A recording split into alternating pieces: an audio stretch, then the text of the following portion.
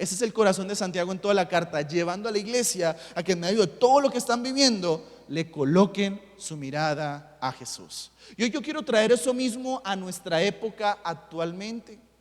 Iglesia, yo le ruego por favor que en medio de lo que se viva, en medio de lo que se escucha, en medio de lo que se vive a nivel mundial, por favor le coloques tu confianza absoluta y tu mirada a Jesús. Por encima del gobierno que esté, por encima del gobierno que venga, por encima del gobierno pasado, por encima de lo que venga, tu confianza absoluta debe estar puesta en Jesús y no en un gobierno de turno. Tu confianza absoluta tiene que estar puesta ni siquiera en tu profesión, ni siquiera en las cosas materiales, ni siquiera en tu pensión, ni siquiera tal vez en los lujos que tenga. Tu confianza absoluta por encima de la universidad, del colegio, de las cosas materiales, del dinero que tengas ahorrado, debe estar puesta en el autor y consumador de nuestra fe, llamado Jesús. Necesitamos confiar absolutamente, no en nuestras fuerzas, sino en Jesús en medio de lo que venga, en medio de lo que se avecine, en medio de las pruebas. Debemos colocar nuestra mirada en Jesús. ¿Cuántos dicen amén por eso? Muy bien, pero Santiago ahora nota que la iglesia a causa de la persecución no aguanta, se estresa, y como cualquier ser humano con H mayúscula, Santiago nota y muestra el corazón humano de la iglesia del momento y de nosotros actualmente. Así que Santiago nota que al finalizar la carta, la iglesia en medio de las pruebas, como cualquier persona al ver que le pegan a sus hijos, al ver que le quitan las cosas materiales por las que usted o por años ha trabajado, pues cualquier persona puede llegar a perder ¿qué? La paciencia. Así que Santiago ahora del versículo 7 al versículo 11 saca la corona de este texto y vamos a leerlo nuevamente para entenderlo. Introduzcámonos ahora sí al corazón del sermón. Versículo 7 de nuestro texto base. Ahora Santiago le dice esto a la iglesia y le dice: por favor, hermanos, por tanto se los ruego, les suplico, ténganse los unos a los otros en todo lo que venga y atravesamos. Ténganse por favor ¿qué? Paciencia. Y tal vez la iglesia al momento le diría: pero Santiago, ¿hasta cuándo? ¿No notas lo que estamos viviendo? ¿No ves lo que nos está pasando? ¿Hasta cuándo, Santiago, debemos tener paciencia? Y Santiago le dice: hasta la venida del Señor. Y mire lo que encontré traduciendo la palabra paciencia que Santiago usa aquí, traduciéndola a nuestros días. Escúchelo muy bien. La palabra paciencia que Santiago nota o escribe aquí quiere decir a nuestros días de esta forma. Paciencia se traduce como resistencia, soportar, sobrellevar cargas. Cuando habla de sobrellevar cargas, es llevar personas pesadas, circunstancias pesadas sobre nuestros hombros. Y también librando batallas hasta que el Señor venga. Vuelvo y lo repito, la palabra paciencia que Santiago usa aquí se traduce a nuestros días de esta forma y quiere decir resistencia, soportar, sobrellevar cargas y librando batallas hasta que el Señor venga. ¿Qué nos quiere hablar Santiago en esta mañana a usted y a mí? Santiago nos quiere recordar que en medio de los días grises, que en medio de los días de lágrimas, que en medio de los días donde dices: Jordi, ya no aguanto más el cristianismo, ya no aguanto más a mi hermano, quiero botar la toalla, ya no aguanto más el cristianismo o el ministerio, hasta aquí llegó. Santiago nos recuerda que debes resistirlo con mucha paciencia. No es tiempo de cambiarse a otra iglesia. No es tiempo de abandonar la fe, no es tiempo de rendirse tan fácilmente, es tiempo de resistir con mucha paciencia. Pero también Santiago nos habla de que debemos soportarnos los unos a los otros con mucha paciencia. Quiero hablarle a los adultos, hacia los jóvenes actualmente. Escuchen esto, adultos aquí presentes. Los jóvenes actualmente ya no visten como nosotros. Los jóvenes actualmente ya no hablan como nosotros. Su lenguaje es totalmente diferente, su cosmovisión es totalmente diferente, su cultura es totalmente diferente. Y a pesar de las diferencias, Santiago habla, adultos, a que debes soportarlos con mucha paciencia. paciencia. Dejemos de orar, Señor, cámbialo de iglesia o mándale un rayo, pero no me lo aguanto más. Santiago habla a que debes soportarlo con mucha paciencia. Pero también quiero hablarle a los jóvenes aquí presentes, hacia los adultos aquí presentes.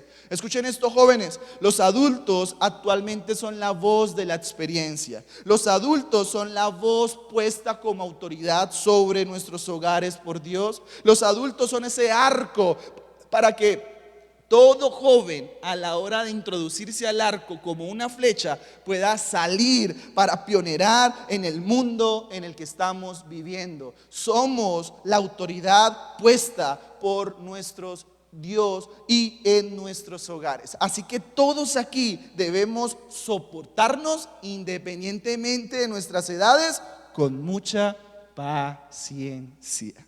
Pero también Santiago habla de que debemos los unos a los otros ayudarnos a llevar nuestras cargas. Voy a decir algo con todo respeto y no me vaya a apedrear como a Esteban.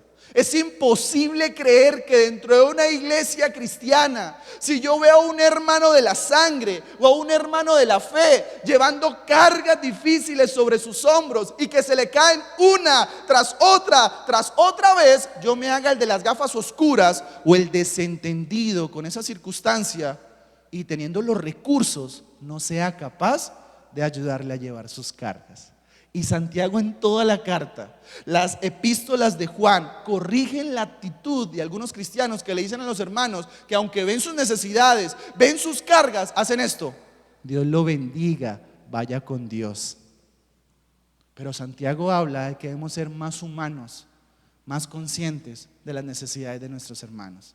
Y así se le caigan 20 veces, debemos ayudarlo a llevar sus cargas 150 veces, 777 veces. Necesitamos ayudar a llevar nuestras cargas. ¿Te acuerdas cuando iniciaste tu vida como cristiano?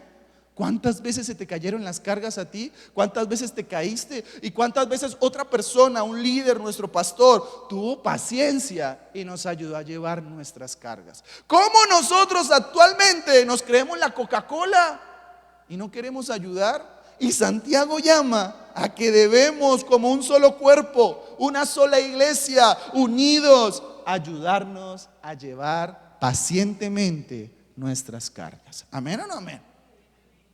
Pero también Santiago habla de que vamos a librar batallas, nos guste o no. Vamos a librar batallas, ¿hasta cuándo? Hasta que el Señor venga. Así que volvamos nuevamente al texto. Santiago le dice a la iglesia: por favor les ruego, ténganse paciencia los unos a los otros, resistan, sopórtense, ayúdense a llevar sus cargas, que cuando venga el imperio romano a perseguirlos, escóndanse en el sótano, ayúdense entre ustedes en sus alimentos, cuídense los unos a los otros. Pero la iglesia no se quiere ayudar, no se tiene paciencia, no se ayudan entre ellos mismos. Así que Santiago, muy creativo, muy ilustrado, ahora le va a dar 3 ejemplos a esa iglesia y 3 ejemplos a nosotros en esta mañana como ejemplo de paciencia, para sumárselo a nuestra paciencia o a nuestra vida diaria. Continuemos con el primer ejemplo que Santiago le da a la iglesia y a nosotros en esta mañana. Versículo 7 nuevamente de nuestro texto base. Y Santiago continúa hablando de esta forma y dice: mirad, iglesia, cómo el labrador espera el precioso fruto de la tierra, aguardando con paciencia hasta que reciba la lluvia temprana y la lluvia tardía. Como primer punto o primer ejemplo de paciencia para que usted se lo sume en esta mañana a su vida diaria, escúchelo muy bien. El labrador que Santiago nombra aquí representa simbólicamente los procesos de Dios sobre nuestras vidas. Vuelvo y lo repito, como primer punto o primer ejemplo, para que usted escriba allí y nunca se lo olvide. El labrador que Santiago nombra aquí representa simbólicamente los procesos de Dios sobre tu vida. Escúchelo muy bien, grábeselo. El Dios al que he venido a adorar, el Dios al que usted y yo seguimos, el Dios al que leemos en la Biblia, el Dios al que alabamos por generaciones, nos guste o no, es un Dios de procesos. Y vamos a librar procesos. Nos guste o no, vamos a librar procesos. Aquí estamos en esta vida, en este mundo, y vamos a librar procesos. Vamos a librar procesos altos como procesos bajos, procesos anchos como procesos angostos, procesos de abundancia como procesos de escasez, procesos de salud como procesos de enfermedad. Pero hay algo que a nosotros como cristianos nos debe dar esperanza, y es que en medio de los procesos, cual sean, cual venga, Él prometió algo, que va a estar con nosotros hasta el fin del mundo. Esa es nuestra esperanza, que en medio de cualquier proceso de enfermedad, de salud, de abundancia, de escasez, Él prometió que va a estar con nosotros hasta el fin del mundo. Pero lo malo, si se pudiera decir de esa forma, es que actualmente nos estamos enfrentando ante una generación que no le gustan los procesos. Nos estamos enfrentando ante una generación dentro de nuestras iglesias y fuera de nuestras iglesias que no le gustan los procesos. Por ejemplo, estamos viendo una cantidad de personas, y no está mal, usted verá qué hace con su plata, es su plata, pero nos estamos enfrentando ante una generación que va a eventos a que le recuerden las promesas de Dios, que son fabulosas, me encantan las promesas de Dios, y paga millones de millones de millones para entrar a ese evento para que le recuerden las promesas. Pero esa misma persona le huye a los procesos. Le fascinan las promesas, pero le huye a los procesos de Dios. A ellos se les llama, o el mundo les conoce, como la generación de cristal, que en cualquier problema se rompe. A ellos se les llama la generación tipo horno microondas, que todo lo quieren así, mire, rápido, instantáneo, no se quieren esforzar con nada, todo lo quieren rapidito en bandeja de plata. Lo bueno de los procesos, iglesia, y suena algo contradictorio, pero lo bueno de los procesos es que forman carácter en la vida del cristiano. Nos hace dependientes de Dios, no de nuestra cultura, no de nuestro ego, no de nuestra vanidad. Nos hace dependientes los procesos a Dios, porque nos enseña a ver su gloria, nos enseña a ver sus milagros. Los procesos forman dependencia en Dios. Y te voy a dar dos ejemplos nada más rápidamente de lo que sucede dentro y fuera de nuestras iglesias. Nos estamos enfrentando a personas dentro de nuestras iglesias en Armenia, no en Bucaramanga, que en cualquier llamado de atención, en cualquier disciplina, en cualquier formación de su carácter, ¿sabe qué dice? Yo ya estoy muy adulto para que me forme el carácter. Y se va, se cambia de iglesia, no le gusta que le formen el carácter. Nos estamos enfrentando ante una generación que rápido quiere subirse aquí al frente, que rápido quiere ser famoso, que rápido quiere pararse aquí, pero cuando lo llamas a las 5 de la mañana en vacaciones a que venga y se siente en esa silla a orar, no viene. Pero sí le gusta mandar. Es una generación sin procesos. Ahora no solamente pasa dentro de nuestras iglesias, está pasando también afuera dentro de nuestras iglesias. Mire, lo que voy a nombrar a continuación no es por satanizarlo, ni mucho menos. Yo lo consumo, pero debemos tener mucho cuidado en cómo lo estamos consumiendo.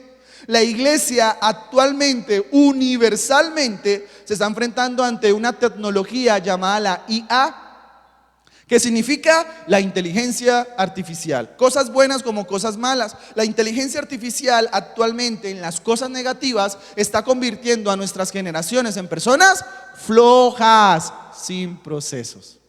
¿Por qué? Mire, hay alguien que está a punto de graduarse de arquitectura. Esa persona tiene que leer su tesis, su proyecto de grado, tiene que trasnocharse, estudiar, leer y leer. Pero esa persona dice, yo no quiero leer, yo no me quiero trasnochar, así que voy a aprovechar, entre comillas, la inteligencia artificial. ¿Y sabe qué puede ir a hacer? Puede ir a la inteligencia artificial y en menos de un minuto le dice a la inteligencia, yo necesito que me arrojes mi proyecto de grado con este tema, esos son los subpuntos, ese es el contenido de páginas, ese es el tamaño de la letra, el tamaño de la fuente, y lo necesito para allá. Y la inteligencia artificial en menos de un minuto te arroja todo tu proyecto de grado o toda tu tesis para que usted hoy lo presente sin procesos. ¿Qué hace la inteligencia artificial? Nos convierte en personas sin procesos. Pero vuelvo y digo, los procesos son saludables porque nos hacen a hombres y mujeres conforme a su corazón. No hombres y mujeres all star, estrellitas fugaces, sino hombres y mujeres conforme a su corazón. ¿Cuántos dicen amén por eso? Ahora, la pregunta del millón, ¿por qué Santiago nombra entonces al labrador?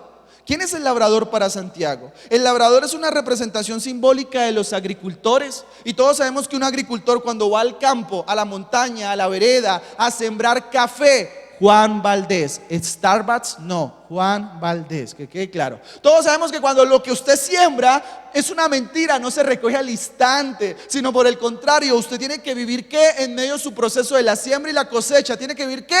Un proceso.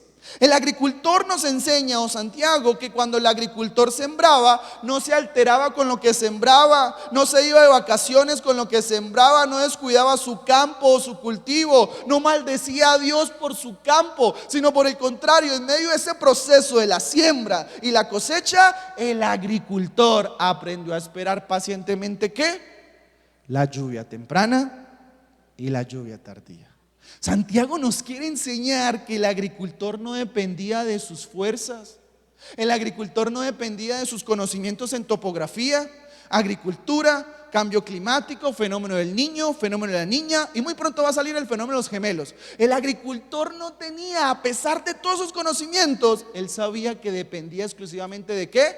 De la voluntad de Dios, que es buena, agradable y perfecta, aunque muchas veces a mí no me guste. ¿Por qué? Porque Israel en esa época no tenían acueducto. Israel vivía absolutamente de la agricultura y oraban a Dios para que Dios en el tiempo que fuera, a la hora que fuera, les mandara la lluvia para que bendiciera su campo. Pero aquí Santiago nos enseña que el agricultor no le decía esto a Dios, y con todo respeto lo digo, el agricultor no le decía a Dios esto: Dios, ahora te obligo. Y no acepto un no como respuesta, que me mandes lluvia sobre mi campo porque no ha llovido, se me está secando. Él no le decía eso a Dios, sino que aquí Santiago nos enseña que el agricultor, a pesar de sus conocimientos, a pesar de todo el estudio que tenía, dependió absolutamente de la lluvia temprana o la lluvia tardía. ¿Cuándo llovía o qué representa la lluvia temprana y la lluvia tardía?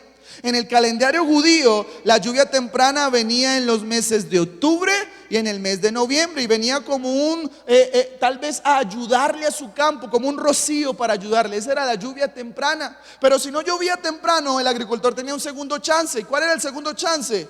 La lluvia tardía. ¿Cuándo venía la lluvia tardía? El próximo año, en el mes de abril y en el mes de mayo. Así que el agricultor esperaba en su campo pacientemente, sin renegar, sin pedirle excusas a Dios, sin pedirle nada a Dios. Esperaba cuando Dios soberanamente el próximo año lloviera tarde, y venía como un torrencial para ayudarle a su campo. ¿Cómo podemos aplicar esto de la lluvia temprana y la lluvia tardía a nuestra vida actualmente? Aquí va. Yo no sé qué procesos estén viviendo ustedes en sus hogares.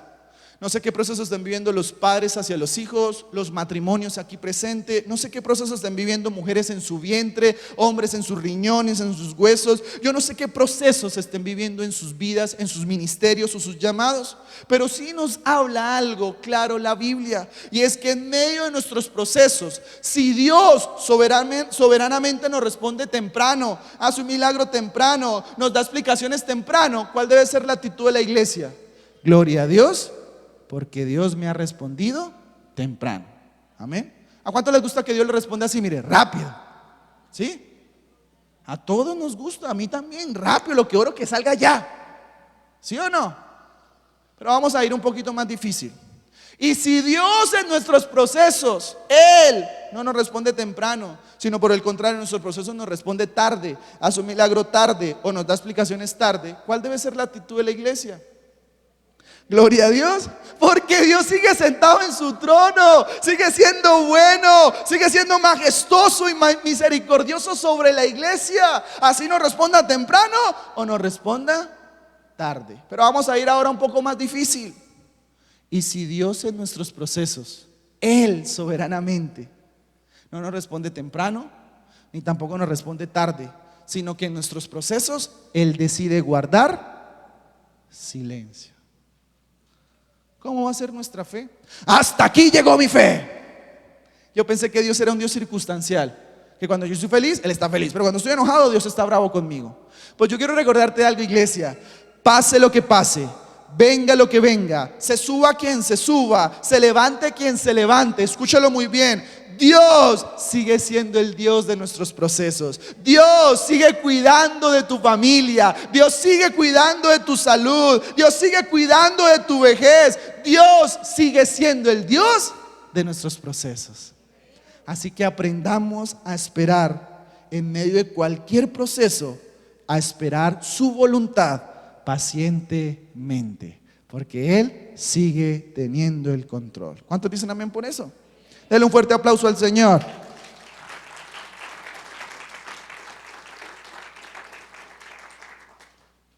Segundo ejemplo que Santiago nos da en esta mañana para sumárselo a nuestra paciencia o como ejemplo de paciencia.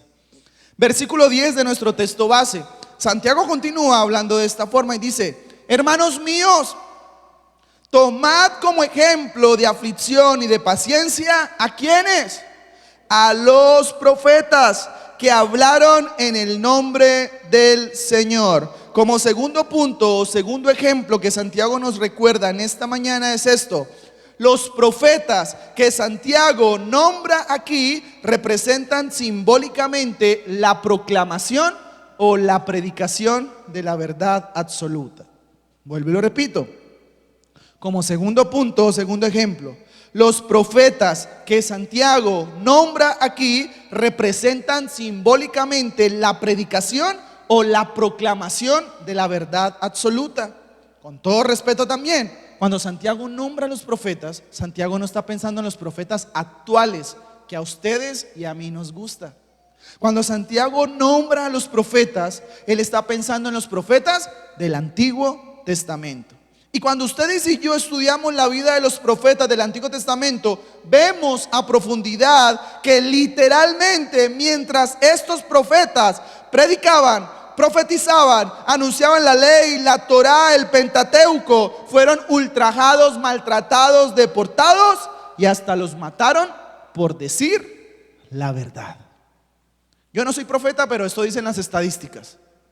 En el planeta Tierra en el que vivimos, actualmente al sistema que se está enfrentando la iglesia a nivel mundial, decir la verdad es un sinónimo de caerle ¿qué? Mal a las personas. Decir la verdad absoluta en el mundo en el que vivimos es un sinónimo de caerle mal a nuestra familia.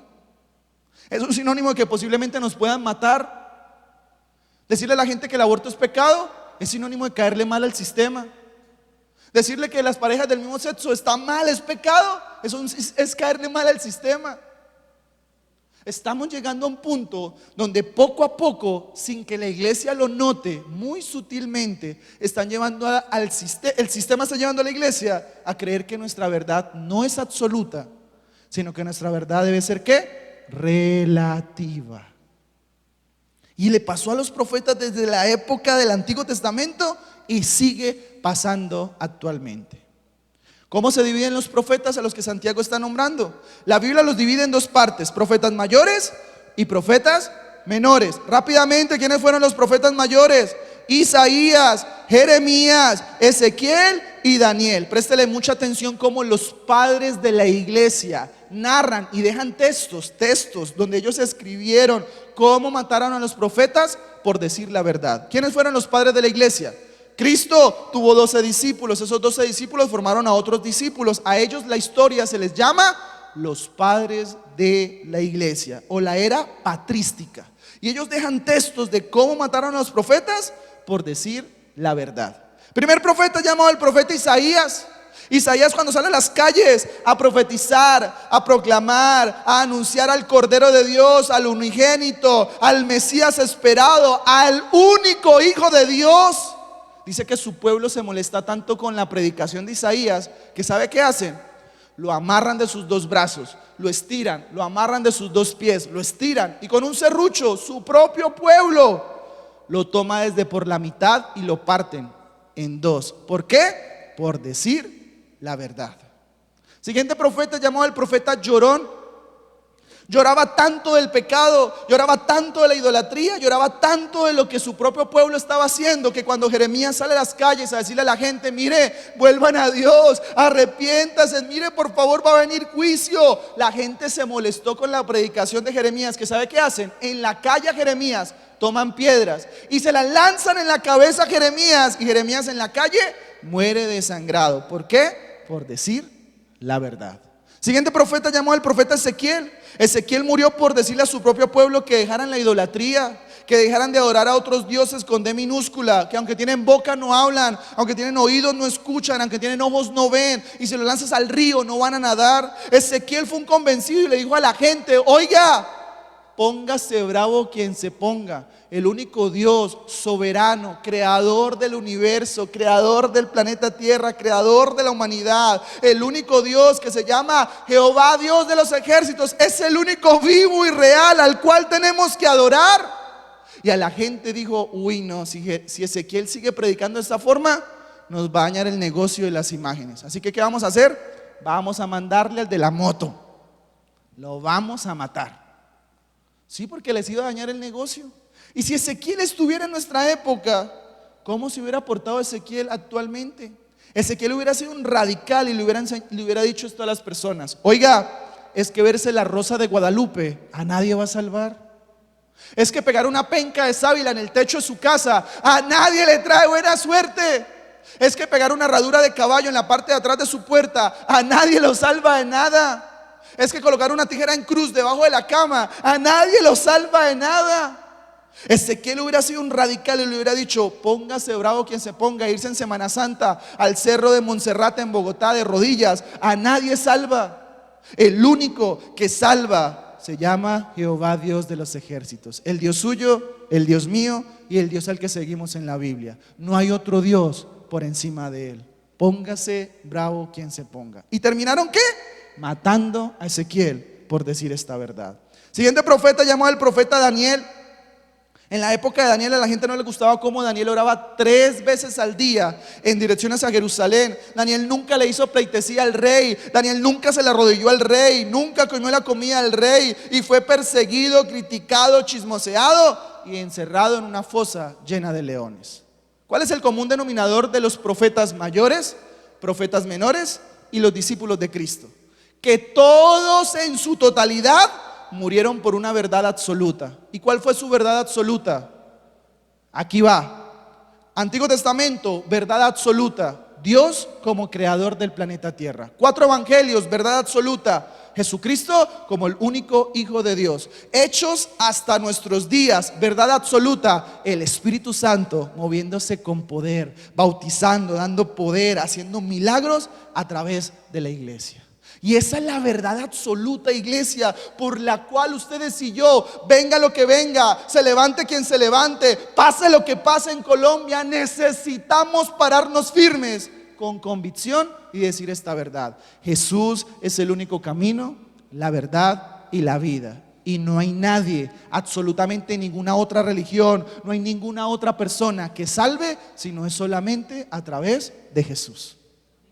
Esa es la verdad por la cual tenemos que mantenernos. Así venga quien venga, debemos mantenernos firmes en esa verdad. Solo Jesús salva, solo Jesús nos lleva al cielo. Debemos permanecer en esta verdad. Amén.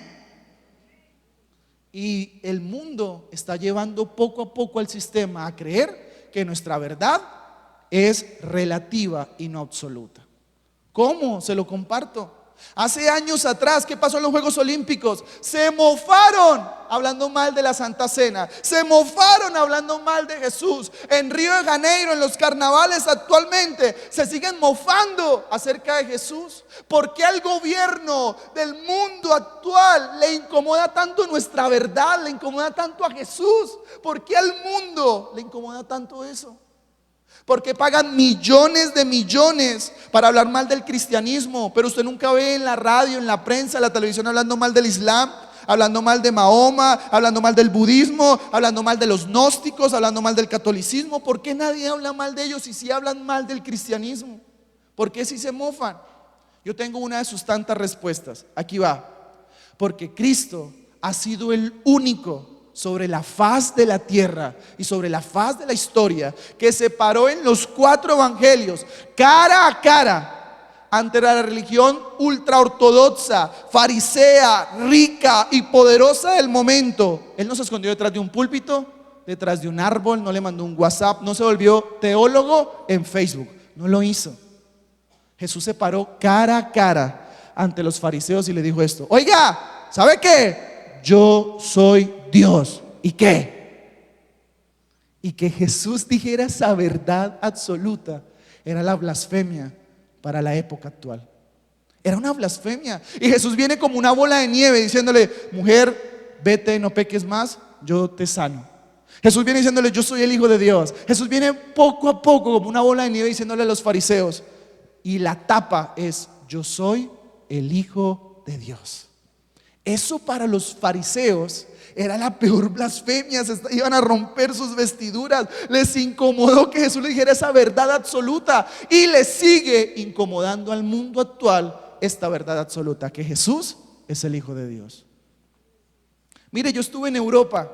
Europa está plagado, minado de musulmanes, llenito de musulmanes. Y usted parece ante un musulmán y dígale: Jesucristo es el único camino, la verdad, la vida. ¿Sabe qué? Lo golpean. No es como lo pinta la radio, la prensa. O váyase a la ventana 1040 y párese en un parque con un megáfono y diga: Jesucristo es el único camino, la verdad y la vida. ¿Sabe qué pasa con usted si es mujer? La desnudan, la violan. Si usted es hombre, lo descuartizan. Eso es una mentira, lo de la banderita de Palestina. Lo matan por decir la verdad. Les incomoda nuestra verdad, porque saben que es la verdad absoluta y no es una verdad relativa.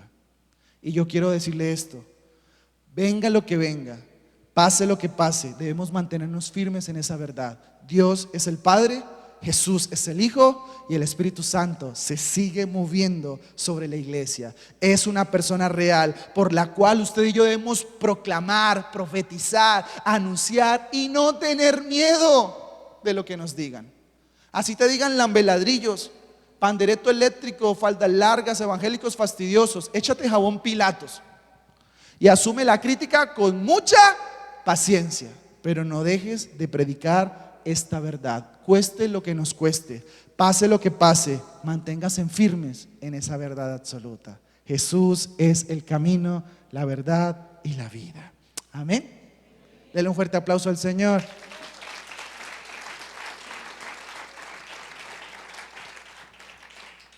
Tercer y último punto, y con esto finalizamos. Versículo 11 de nuestro texto base. Santiago continúa hablándole a esta iglesia y a nosotros en esta mañana, y le coloca la cereza al pastel del sermón. Y dice esto, versículo 11, dice: he aquí, iglesia, tenemos por bienaventurados a todos los que sufren. Y habéis oído de la paciencia de Job, y habéis visto el fin del Señor, que el Señor es muy misericordioso y compasivo. Amén. Como tercer punto o tercer ejemplo, para que usted escriba allí y no se lo olvide, escúchelo bien: la paciencia de Job, que Santiago nombra aquí, representa simbólicamente el propósito de Dios sobre nuestras vidas. Vuelvo y repito: la paciencia de Job, que Santiago nombra aquí, representa simbólicamente el propósito de Dios sobre nuestras vidas. Yo quiero recordarle algo a los padres de familia aquí presentes. Escuchen esto: Dios sigue teniendo propósito sobre su trabajo. Dios sigue teniendo propósito en su matrimonio. Dios sigue teniendo propósito sobre sus hijos. Madres, cabeza de hogar, quiero recordarles algo: Dios sigue teniendo propósito sobre sus hijos. Escuchen esto: aunque el mundo diga que estamos repoblando las ciudades, que estamos repoblando el mundo, que los hijos son una carga o una maldición, yo quiero recordarte algo: mi Biblia a mí me enseña que los hijos no son una carga, son herencia de Jehová y están por encima de cualquier gato, perro o animal en este planeta Tierra. Le moleste a quien le moleste, los niños son herencia de Jehová, no son una carga, no son una maldición. Y escuche algo: debemos ser cristianos globales, con una visión global, porque nuestro Dios sigue siendo un Dios global, lleno de propósito. Dios sigue teniendo propósito aún sobre los hijos pródigos. Dios sigue teniendo propósito aún sobre lo que vivas en tu casa. Dios sigue teniendo propósito. La prueba vendrá aunque muchas veces no la entendamos. Y sin importar las pruebas, debemos recordarnos en esta mañana, en nuestra mente y en nuestro corazón, que absolutamente todo lo que sucede arriba en el cielo, debajo del cielo y debajo de la tierra, todo sucede sencillamente, aunque no lo entienda, porque Dios tiene ¿qué? Propósito sobre la vida del cristiano. Entonces la pregunta del millón: ¿por qué Santiago nombra la paciencia de Job? ¿Alguien ha jugado aquí dominó? Levante la mano, ¿quién ha jugado dominó? ¿Los demás piensan que el dominó es del diablo? No es del diablo. El dominó es de quien lo compra. Si yo lo compro, ¿de quién es? Mío, no es del diablo. Listo, que quede claro. Mire, cuando yo juego en mi casa con mi hijo dominó, hacemos al final una figura con las fichas del dominó, o hago una carretera con las fichas del dominó. Y mi esposa, por venir a bromear, viene y me deja caer la primera ficha. Y si se cae la primera ficha, ¿qué pasa ahí para adelante?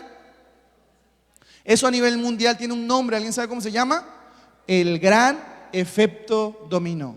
Posiblemente cuando Santiago nombra la paciencia de Job, posiblemente Santiago esté pensando en el efecto dominó que iba a vivir ¿quién? Job. Que Job iba a vivir esto, mire, uno tras otro, tras otro, tras otro, tras otro, tras otro momento ultra mega supremamente difícil, pero que al final Job iba a entender que todo en la vida era porque Dios tenía ¿qué? Propósito. Amén. ¿Alguien, el señor del piano me puede ayudar, por favor? ¿O ya se fue a comer churrasco? Ah, no, aquí está. Muy bien, quiero finalizar con esta contextualización del sermón. ¿Quién era Job en el Antiguo Testamento? Job en el Antiguo Testamento era el hombre más multimillonario, ricachón, poderoso de todo el Antiguo Testamento. ¿Y cómo se medían las riquezas en el Antiguo Testamento? El que más tuviera ¿qué?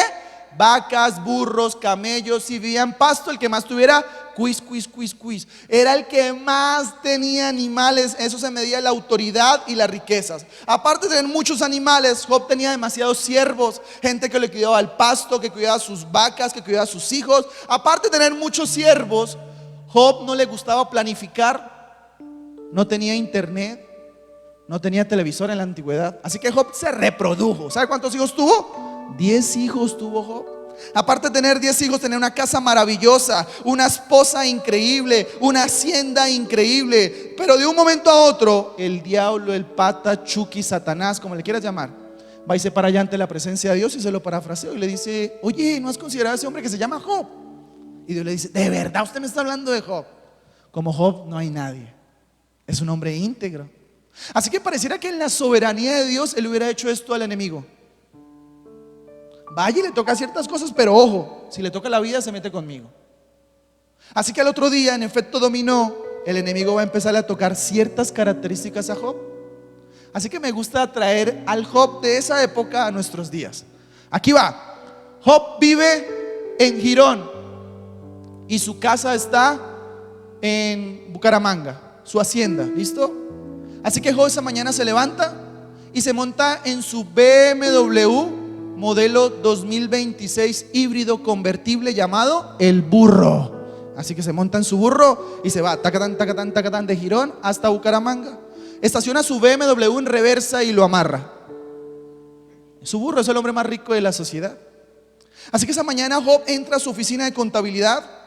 Y esa mañana, perdón la expresión, grupos al margen de la ley ilegales entran a su finca y de una manera indiscriminada comienzan a matarle a todo su ganado, a todas sus vacas, todos sus animales. Job esa mañana pasó de ser el hombre más rico a ser el hombre más pobre de toda la sociedad de Santander y norte de Santander y todo Colombia.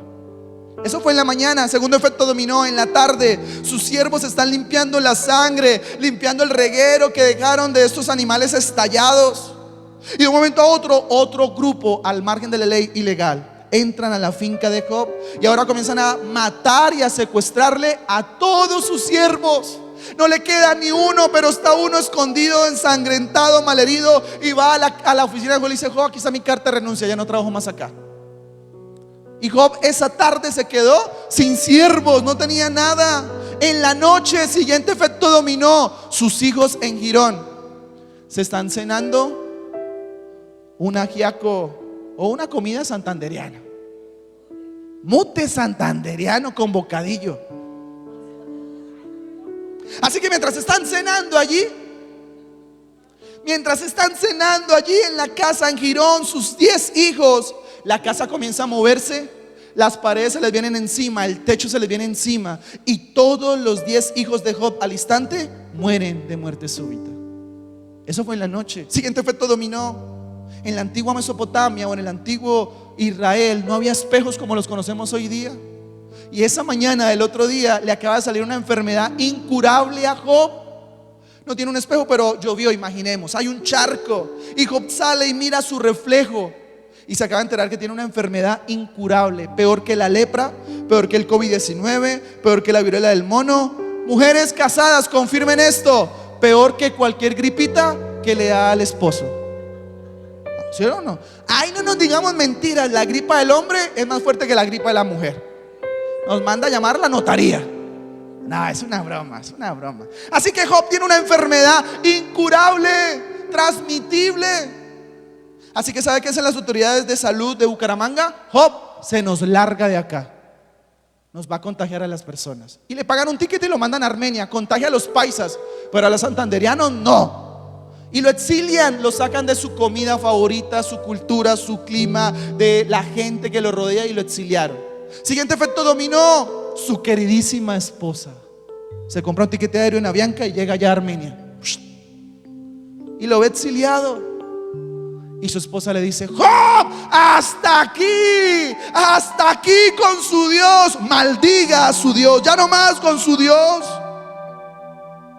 Y me encanta, con todo respeto, el corazón de Job.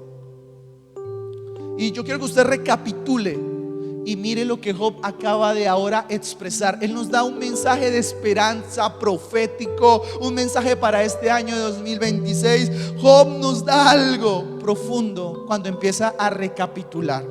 Yo quiero que lo pongan allí en la pantalla. Job 19, versículo 25. Job 19, versículo 25. Y Job ahora saca esta perla y dice esto. Se lo recapitulo. Job dice: perdí todas las riquezas del mundo, pero no me importa. Siguiente efecto dominó: me quitaron a mis siervos que los discipulé, los tomé desde pequeño, les enseñé cómo administrar una finca y me los mataron, pero no me importa, aunque me duele. Se me cayó mi casa a pedazos, mis hijos murieron, pero no me importa, aunque me duele, que son sangre de mi sangre. Siguiente efecto dominó: mi casa que construí desde pequeño, que me dejaron en herencia, pero no me importa. Mis 3 parceros, mis 3 amigos me dijeron que todo lo que me está pasando es porque estoy en pecado, pero qué mentiroso, Dios había dicho otra cosa. Siguiente efecto dominó: y ahora mi esposa, mi amiga, mi consejera, mi profeta, mi esposa, me dice que ahora ¿qué? Maldiga a Dios. Pero Job, desde lo más profundo de su corazón, saca esta perla que yo quiero que usted se la lleve en su corazón. Y perdóneme, lo voy a expresar con euforia, pero no hay de otra forma de expresarlo. Iglesia Cristiana Life Church, yo sé que mi Redentor vive y que al fin Él se levantará sobre el polvo.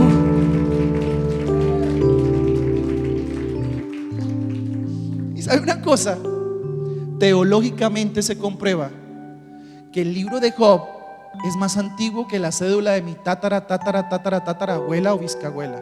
Es el libro más antiguo de todo el Antiguo Testamento. Se compara con los 5 primeros libros del Antiguo Testamento. Y Job, desde allá, en su momento de crisis, en su proceso de efecto dominó, Job apunta y mira proféticamente a los 4 evangelios, y él dice esto: sí, Cristo resucitó, venció la muerte, Él es mi Redentor y vive para siempre. Él venció la muerte y vio a Jesús como su Redentor. Desde el Antiguo Testamento, Job, en medio de su crisis, vio a Jesús.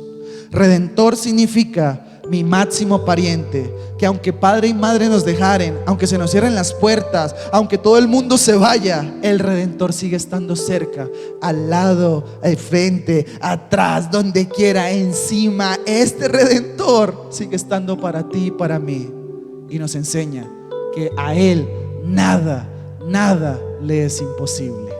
Nada. Él sigue teniendo control. Y al final Job entendió que todo en la vida tenía una fecha ¿de qué? De caducidad. Iglesia, nada es eterno. El único eterno se llama Jesús.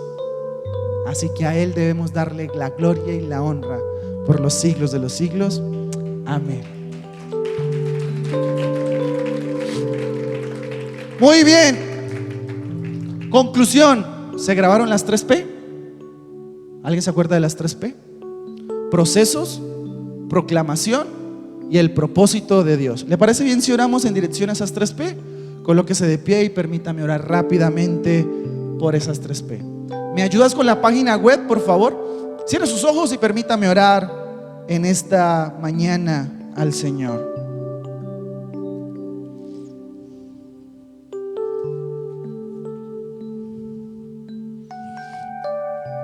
Espíritu Santo, yo ya hice mi parte, ahora yo te ruego que tú hagas la tuya, la más importante.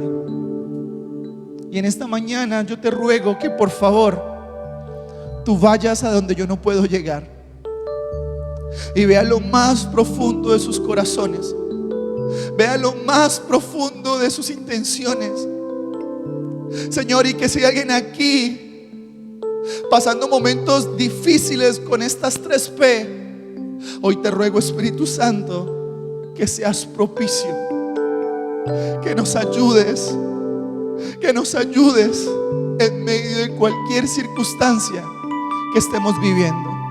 Primera P, Señor, en el nombre de Jesús, si hay alguien aquí viviendo procesos difíciles en su hogar, procesos difíciles en su economía, procesos difíciles en su salud, procesos difíciles en sus riñones, en sus huesos, procesos difíciles en el hogar, en el matrimonio, con sus hijos, en sus sentimientos, Señor, en el nombre de Jesús y por la autoridad de tu palabra, Señor, hoy oramos que todo proceso hoy reverdece, todo proceso seco, todo proceso de lágrimas hoy reverdece por la autoridad de tu palabra. Señor, hoy oramos que si hay alguien aquí, Señor, que ha llorado amargamente, si hay alguien aquí, Señor, viviendo cosas difíciles, hoy este labrador por excelencia viene a cuidar, sembrar, proteger, levantar cuando ha caído.